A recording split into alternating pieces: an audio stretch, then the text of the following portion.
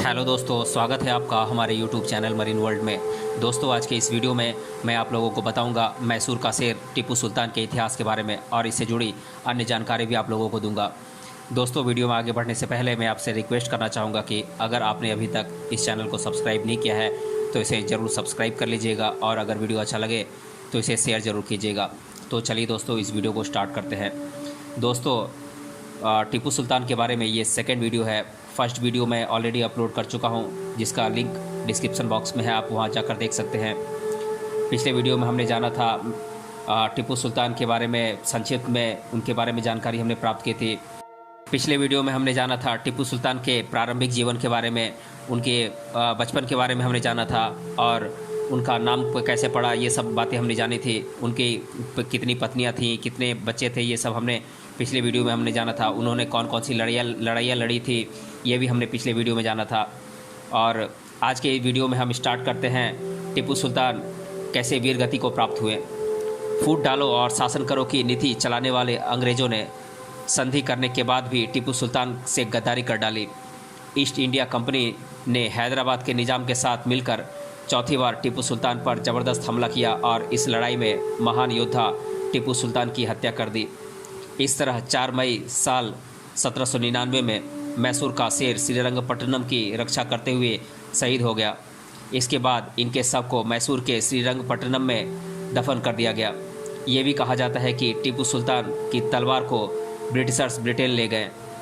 इस तरह वीर योद्धा टीपू सुल्तान हमेशा के लिए वीर गति को प्राप्त हो गए और इसके बाद इतिहास के पन्नों में हमेशा के लिए उनकी वीर गाथा के किस्से छप गए। महान योद्धा टीपू सुल्तान की मौत के बाद 1799 ईस्वी में अंग्रेज़ों ने मैसूर राज्य के एक हिस्से में उसके पुराने हिंदू राजा के नाबालिग पौत्र कृष्णराज को गद्दी पर बैठाया। अब हम वीर योद्धा टीपू सुल्तान के द्वारा किए गए विकास के कार्यों को जान लेते हैं। वीर योद्धा टीपू सुल्तान ने अपने शासनकाल में कई विकास के काम किए थे। यही वजह थी कि उन्हें अपने राज्य की प्रजा से बहुत सम्मान भी मिला।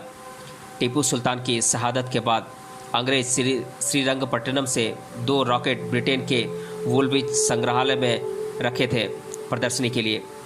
टीपू सुल्तान जब मैसूर की कमान संभाल रहे थे तब उन्होंने जल भंडारण के लिए कावेरी नदी के उस स्थान पर एक बांध की नींव रखी थी। टीपू ने अपने पिता हैदर के द्वारा शुरू की गई लाल बाग परियोजना को सफलतापूर्वक पूरा किया था। टीपू निस्संदेह एक कुशल प्रशासक और योग्य सेनापति था। उसने आधुनिक कैलेंडर की भी शुरुआत की और सिक्का ढलाई का तथा नापतोल की नई प्रणाली का इस्तेमाल किया था।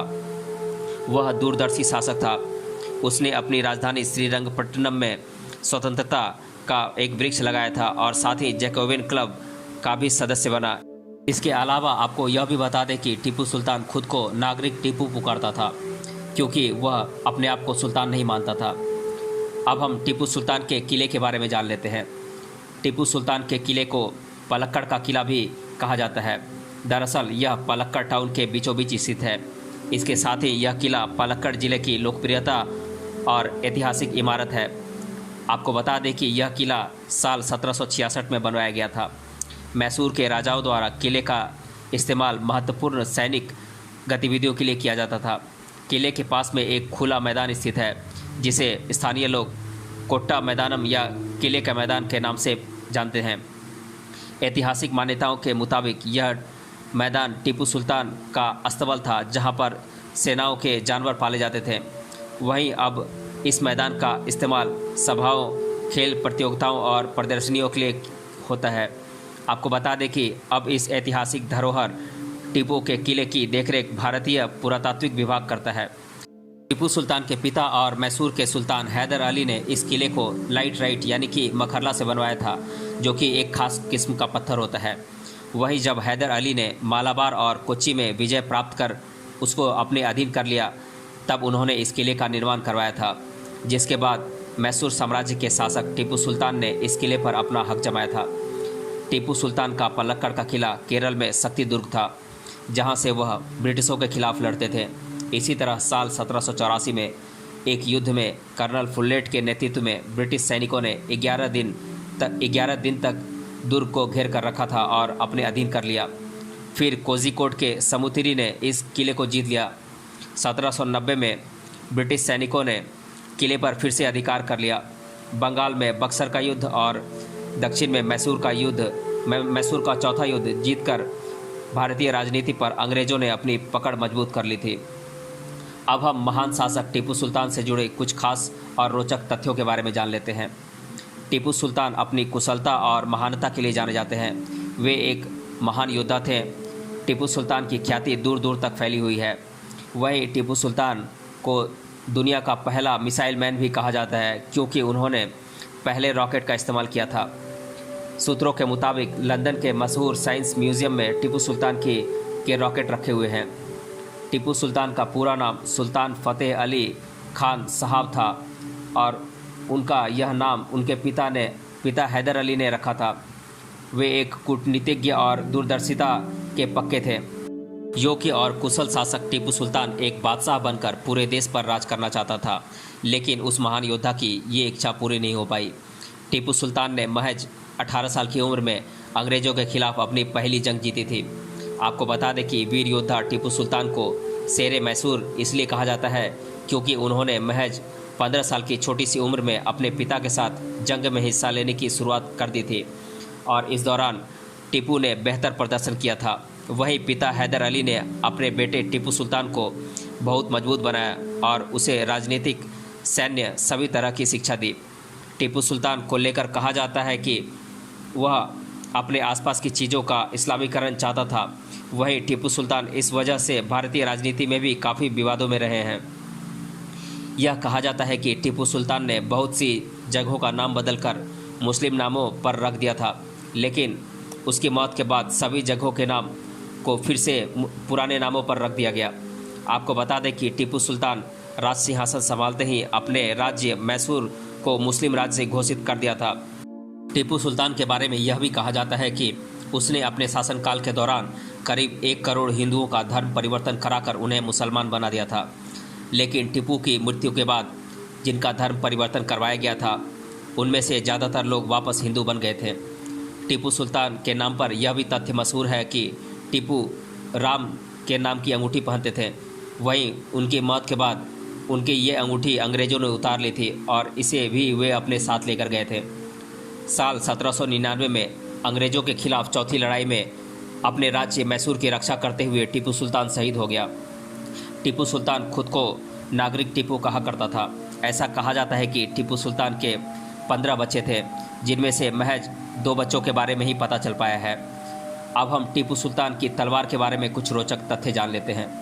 टीपू सुल्तान की तलवार के बारे में भी एक रोचक तथ्य यह है कि जब महान योद्धा शहीद हो गया था तो उनकी तलवार उनके सबके पास ही पड़ी मिली थी, जिसके बाद ब्रिटिशर्स उनकी तलवार को ब्रिटेन लेकर गए और उन्होंने इसे अपनी जीत की ट्रॉफी बनाकर वहाँ के म्यूज़ियम में इसे रख दिया।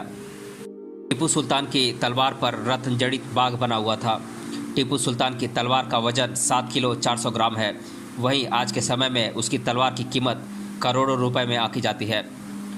अब हम टीपू सुल्तान के बारे में जीके में अधिकतर बार पूछे जाने वाले प्रश्नों को एक एक कर देख लेते हैं। पहला प्रश्न है, मैसूर का शेर नाम से कौन सा भारतीय शासक पहचाना जाता है? तो मैं बता दूं कि ये शासक है टीपू सुल्तान। दूसरा प्रश्न है, किस भारतीय शासक ने युद्ध में सर्वप्रथम अग्निबाण का इस्तेमाल किया था? तो इसका भी जवाब है टीपू सुल्तान। तीसरा प्रश्न है, टीपू सुल्तान की मृत्यु कब और किस वजह से हुई थी? तो मैं बता दूं कि 4 मई 1799 को चतुर्थ आंग्ल मैसूर युद्ध में अंग्रेज़ों के खिलाफ लड़ते हुए टीपू सुल्तान की मृत्यु हुई थी। चौथा प्रश्न है, कौन सी आयु में पहली बार टीपू सुल्तान युद्ध में शामिल हुए थे? इस युद्ध का नाम क्या था और किसके विरुद्ध यह युद्ध लड़ा गया था?